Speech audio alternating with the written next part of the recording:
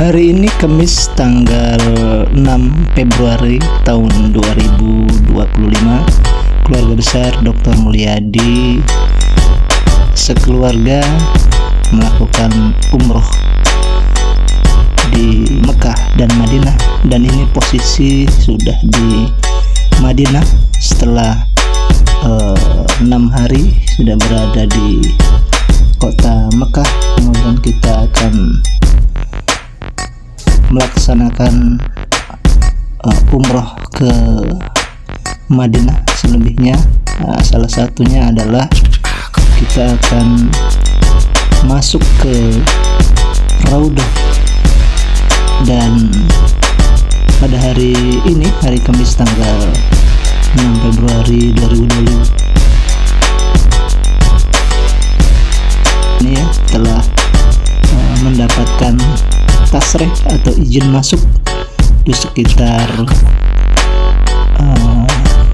sesudah asar, jadi jam 3 lewat 15 menit waktu Mekah. Pada umroh yang kedua ini saya berjumlah 5 orang dan adik ipar saya Agun Rua Prawira berjumlah 4 orang, jadi 9 orang. Berikut penjelasan tentang Raudhah oleh Ustadz Muhammad Kamil. Ulama mengatakan bahwasanya Raudhah masuk adalah tempat di mana Allah angkat nanti tempat tersebut, dan akan Allah angkat jadikan sebagai surga nanti. Seperti sabdanya Nabi Muhammad SAW, "Ma'amrina bainakum dari Raudhatun min riyadil jannah." Jarak bagian antara rumahku dan mimbarku adalah taman dari surga. Sebagian ulama juga mengatakan bahwasanya ketika nanti di hari kiamat, Raudhah ini akan menjadi saksi dan memberi syafaat bagi orang-orang yang pernah sholat dan pernah sujud doa di dalam Raudhah. Sebagian ulama juga mengatakan bahwasannya kenapa kok dikatakan Raudhah? Karena Raudhah ini adalah seperti halnya surga. Tidak ada doa pun yang tertolak, tidak ada doa-doa yang tertolak. Jadi nanti usahakan lisan kita ketika di dalam Raudhah keluarnya yang baik-baik, hati kita husnudzon keluarnya yang baik-baik, agar supaya selama di Raudhah tidak sia-sia. Mohon maaf, Raudhah ini adalah tempat yang dimana Allah janjikan doa yang kabul, doa yang makbul, doa yang terkabulkan oleh Allah Subhanahu wa Ta'ala. Jadi waktu yang sebentar, insya Allah kurang lebih 15 menit, biasanya 15 menit, jangan dibuat sia-sia. Kita nanti di dalam Raudhah usahakan ada sholat taubatnya dan ada sholat hajat. Sholat taubat, sholat hajat selama di dua tanah haram Makkah Madinah selalu kami sampaikan agar tidak tertinggalkan. Yang ketiga yaitu supaya nanti ketika sudah sholat jangan doa mengangkat tangan. Di sini kita oke. Kalau di dalam ketika kita angkat tangan segera ditarik oleh askar. Bukannya tidak boleh, tapi karena askar nganggapnya ini udah selesai. Jadi kalau kita ingin berlama-lama kita harus punya cara. Jadi nanti kita doanya di mana? Doanya di dalam sujud diperbanyak. Doanya di dalam sujud supaya nanti askar tidak melihat kita bahwasanya kita ini masih dalam keadaan sholat. Jadi setelah sholat lagi, usahakan perbanyak sholat.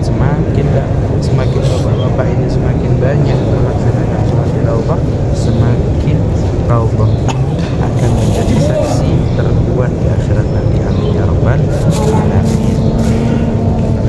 Juga Raudhah ini adalah tempat yang dimana dulu Rasulullah SAW pernah berdakwah di dalamnya. Jadi Rasulullah itu selalu mengadakan majelis, tempat ilmunya Rasulullah, tempat jamaahnya Rasulullah. Mohon maaf, masjidnya Rasulullah dulu tidak seperti sekarang yang kita lihat megah mewah, ornamennya sangat mewah. Masjidnya Rasulullah, mohon maaf, batanya hanya separuh badan, terdiri dari pohon kurma, tiangnya terdiri dari pohon kurma. Jika kita lihat sekarang tiangnya marmer, Nah, jadi batasan raudhah, halo, batasan raudhah nanti adik-adik bapak usahakan ada paling depan. Jadi rumahnya Nabi, rumahnya Nabi ini ada di sebelah kiri insyaallah nanti ya. Kita akan masuk di babun nisa. Babun nisa, nanti ketika kita masuk usahakan paling depan. Nanti ada tiang yang mana tiangnya itu berbunga di atasnya, ditandai dengan bunga ya, ditandai dengan bunga, ada ornamen kayak bunganya di atasnya ya. Nah, terus ada marmer berwarna coklat. Usahakan kalau bisa di situ. Jika tidak memungkinkan, nanti usahakan jangan sampai di belakang atau jangan sampai sangat usahakan nanti paling depan itu batasan. Jadi kenapa kok ada batasannya kami? Karena Nabi Muhammad baina baiti wa minbari. Jadi antara rumahnya Rasulullah yang sekarang menjadi kuburannya Rasulullah SAW wa minbari, tempat mimbarnya Rasulullah. Setiap Rasulullah berdakwah, setiap Rasulullah mengadakan khutbah Jumat. Jangan paham? Nah, jadi mimbar itu apa? Mimbar itu tempat untuk menyampaikan khutbah. Itu namanya mimbar. Sedangkan itu adalah rumah Rasulullah, itu bisa dilihat di layar. Itu adalah rumahnya Rasulullah. Itu ada Sayyidatul Fatimah Az-Zahra. Rumahnya Sayyidatul Fatimah Az-Zahra. Jadi Rasulullah dimakamkan di kamarnya Sayyidah Fatimah Az-Zahra.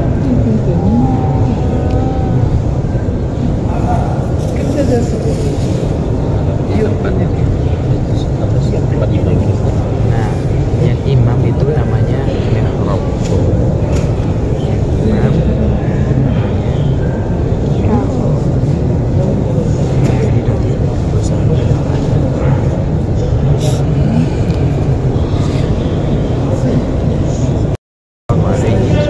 wasallam yang menjadi istrinya siapa? Ali bin Abi Thalib. Jadi ketika jadi di dalam kamarnya Aisyah ini ada 3 orang. Siapa saja? Rasulullah Sallallahu Alaihi Wasallam, yang kedua Abu Bakar, yang ketiga Umar. Ketika Rasulullah dan Abu Bakar berada dimakamkan di dalam kamar Sayyidatina Aisyah, beliau Sayyidatina Aisyah tidak menutup kamarnya. Tapi ketika Sayyidina Umar berada dimakamkan di tempat ini, maka Sayyidatina Aisyah menutupi kamarnya karena menjaga Allah. Nah, jadi makamnya Rasulullah itu seperti ini. Jadi gini ya. Ini adalah Rasulullah SAW menghadap kiblat.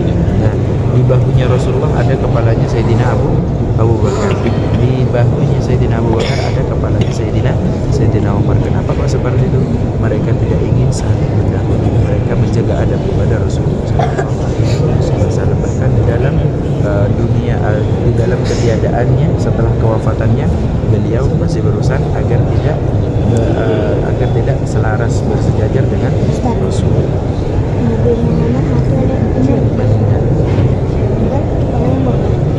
Meninggal karena dipanggil oleh Allah Subhanahu wa Ta'ala.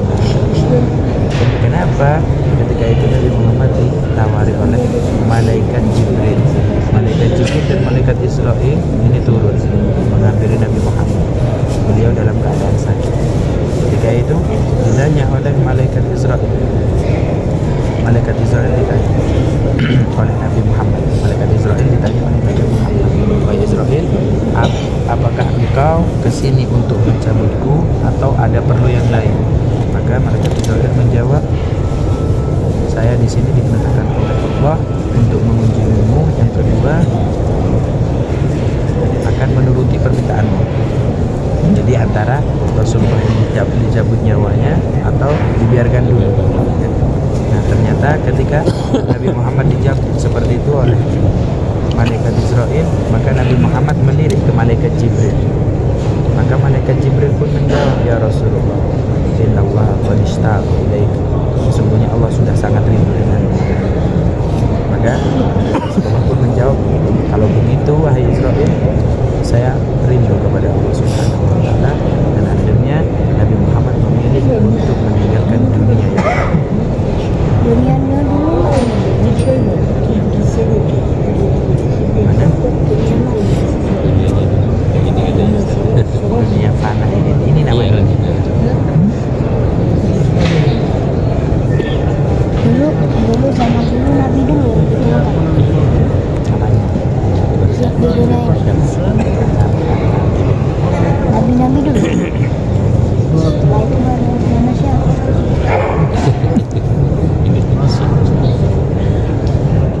Dia pengen kerja di Mekah kayak Ustaz.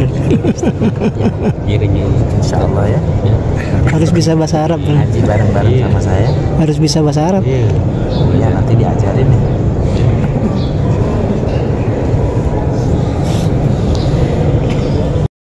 Sataroh itu tirai. Nah setelah itu kenapa kok ada tirai? Karena Sayyiduna Aisyah ini sering mengunjungi beliau. Kemudian azala Umar bin Al-Khattab al-jarida alladhi kana al-hujrah. Kemudian Sayyidina Umar ketika meninggal dihilangkan satarahnya ini. Nah, mari Bismillah. Ini kita sudah mulai masuk Raudhah sambil menunggu sholat asar. Insya Allah bisa sholat asar di dalam karena tasrihnya pas masuk waktu asar.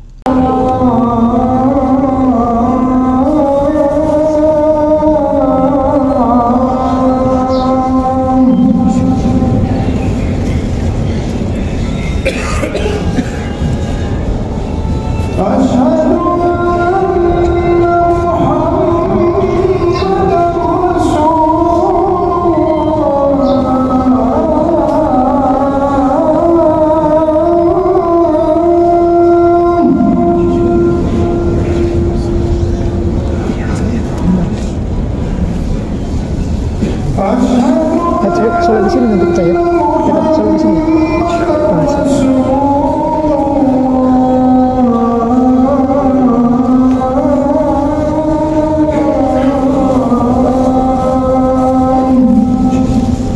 Alhamdulillah kita sholat di sini.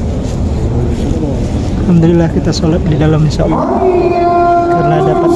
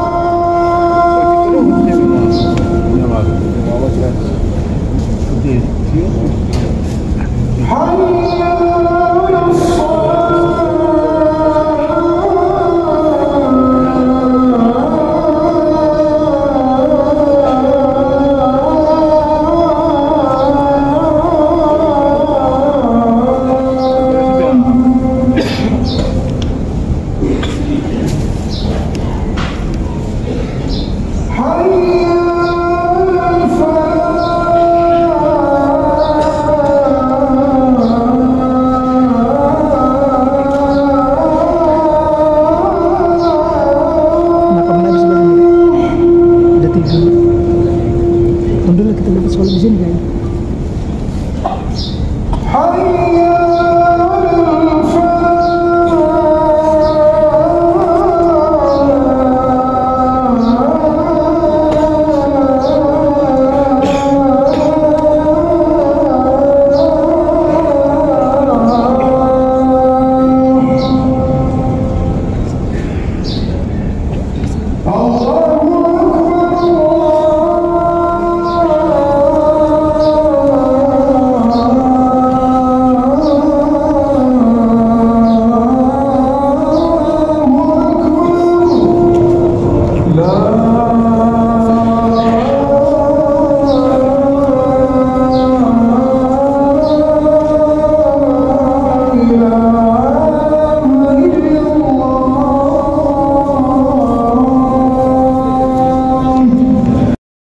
Ini kegiatan setelah selesai melaksanakan sholat asar dan sholat taubat, sholat hajat. Jadi ketika kita sedang khusyuk sholat, kita hentikan semua media massa atau media sosial, kita khusyuk untuk melaksanakan sholat. Tapi ketika kita sedang menunggu, kita bisa mengabadikan momen-momen yang bersejarah.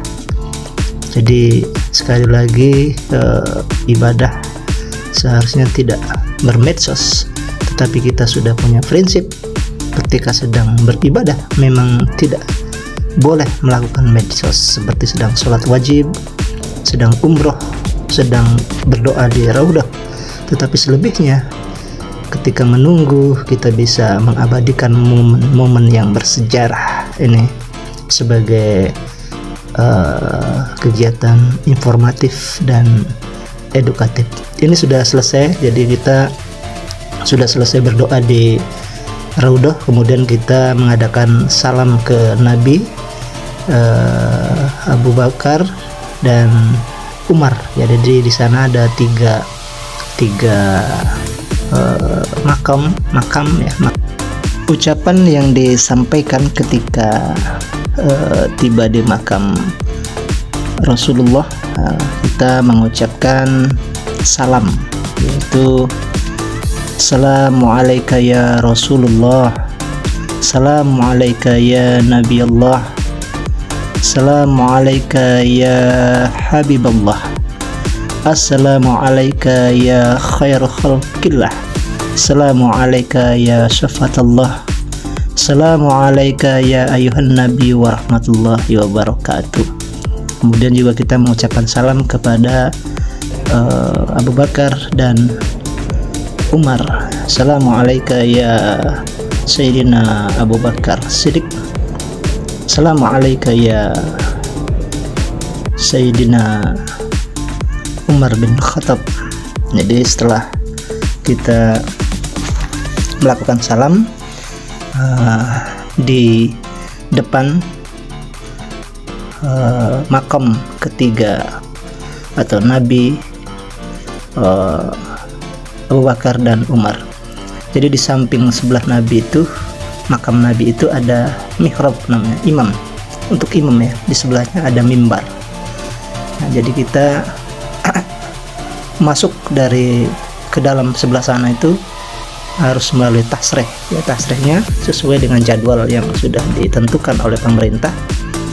Nah, kemudian kalau untuk salam ini setiap hari kita bisa lewat ya. Jadi masuk di pintu 1, kemudian kita melakukan salam, tapi tidak bisa masuk ke dalam. Dan sekali umroh biasanya dikasih kesempatan hanya sekali, karena kita memakai surat izin ya, atau tasreh yang telah diberikan oleh pemerintah Arab Saudi, dan kita sudah melalui proses izin dari Indonesia, kemudian ya dilakukan oleh travel yang membawa kita untuk melakukan umroh.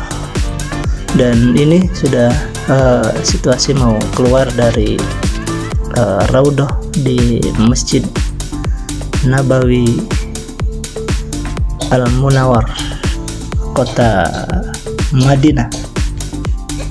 Kita melakukan umroh biasanya ada dua model ya, ada yang datangnya dari Mekah dulu, ada yang juga dari Madinah dulu. Itu tergantung travel yang membawa jemaahnya. Jadi kalau ada yang ini, kebetulan kami dari Mekah dulu, jadi kita selesaikan dulu umrohnya di Mekah, dan 3 kali itu umrohnya, artinya 3 kali.